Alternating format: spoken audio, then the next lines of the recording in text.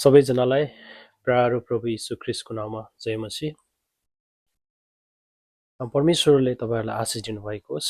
धेरै महिनाका बावजुद तपाईँहरूको बिचमा यसरी प्रस्तुत हुन पाउँदा म अति खुसी छु। विभिन्न कारणवश यहाँहरूको बिचमा म आउन सकिरहेको थिएन।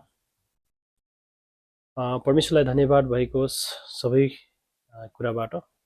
परमेश्वरले जे गर्न चाहनुहुन्छ आफ्नो महिमाको निम्ति काम गर्न खोज्नुहुन्छ, जे गर्नुहुन्छ परमेश्वरको महिमाको निम्ति हुँदछ। यहाँहरूको निम्ति यहाँहरूको बिचमा म एउटा उत्साहको वचन लिएर आएको छु।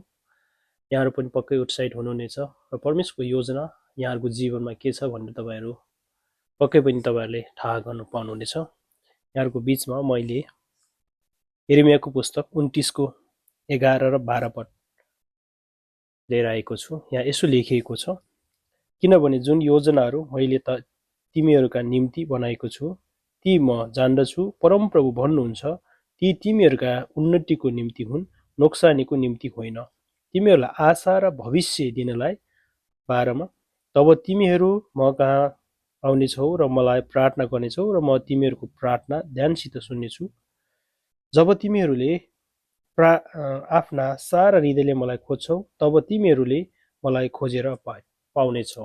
परमेश्वरको वचनबाट परमेश्वरको महिमा भएको होस्। साँच्चीकै यिर्मया अगमवक्ताद्वारा परमेश्वरको वचन हाम्रो बिचमा बोल्दै हुनुहुन्छ।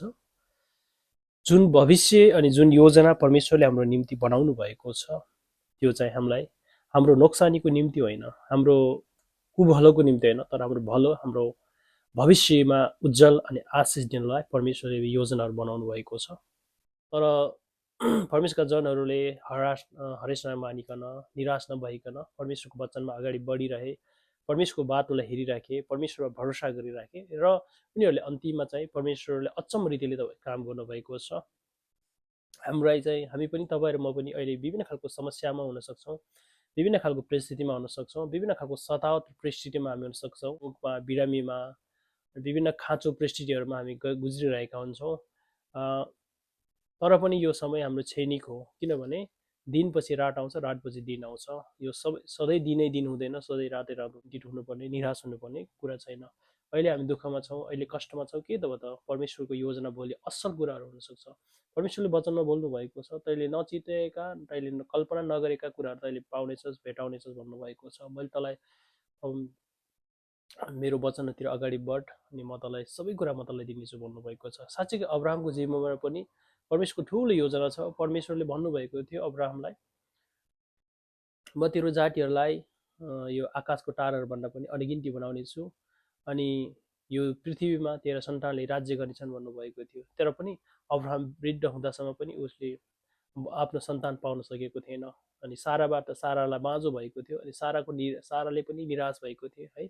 तर पनि सारा र अब्राहमले विश्वास गरिराखे, परमेश्वरमाथि भरोसा गरिराखे र परमेश्वरले यदि आफ्नो जवानी अवस्थामा नै अब्राहम र साराको बिचबाट इसाक जन्मिनु भएको भए त्यो चाहिँ आश्चर्य कर्म हुँदैन थियो।